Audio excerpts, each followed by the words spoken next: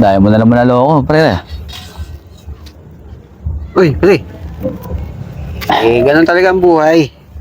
Alam mo, Brad, Hmm? hindi ako hadlang dyan sa kumikita ka ng pera, no? Alam mo ang pangit sa ginagawa mo?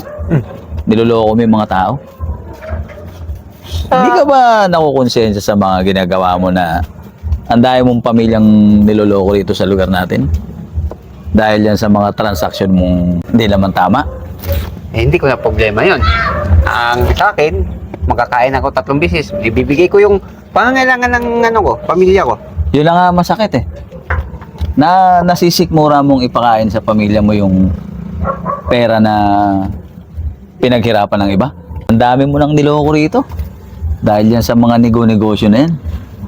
Nababalita na sa mga TV yan ah. Ang dami nang nakulong dyan.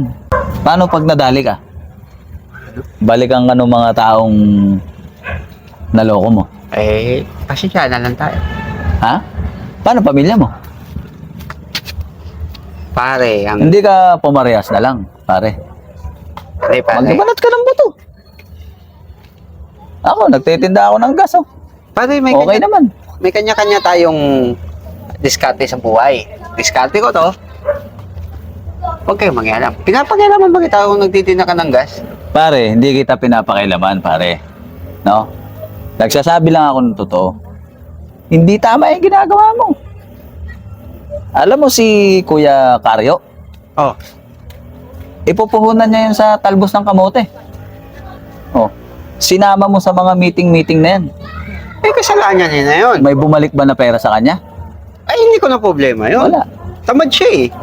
Ay, hindi katuwiran yan sinasabi mo, pare. Dapat sinabi mo dun sa tao na gano'n na mangyari. Eh, hindi ko na nga kasalanan yun. Binenta yung bahay, umuwi yung probinsya. Nakasira ka ng pamilya. Pati yung nagtitinda ng kwek-kwek doon, naka-pedicab.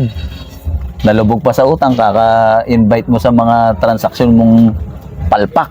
Pangako ka ng pangako na saglit lang, makakabili ng ganito, ng ganyan. Tapos, wala na. Hindi ko na Hindi ka problema patas, yun. pare. Kung hindi man ako patas, o patas man ako, yan ang realidad ng buhay natin. Dati naman, nagpe-pedicab ka rito, okay naman buhay mo. Oh, walang problema, gusto mo umangat sa buhay, di ba? Pero yung manloko ka ng tao, ay lokin mo ng negosyo na wala namang pinatunguhan. Kaya ako pare, okay lang ako dito. Nakasenso rin ako balang araw, pero hindi. Kung nga, no? Marami na pala akong nasira na pamilya, right? Dapat ma-realize mo yan pare. Magkakalugar lang tayo rito. Kaya nga eh. Ano, baka makulong ako niyan, no? Madadali ka talaga. Marami na balita sa TV. Brad, gusto mo, dagdagan mo tong pera ko. May bago akong negosyo. Magtitinda tayo ng panghilod. Yan. Mag-invest ka sa akin. Eto, ganito yan. Ay, wala akong 3,000. Ha? Hindi, kung magkano lang nasa dyan, magkano nasa dyan? 500. O 500, ang balik niyan magiging 1,000. So may 1,500 ka na.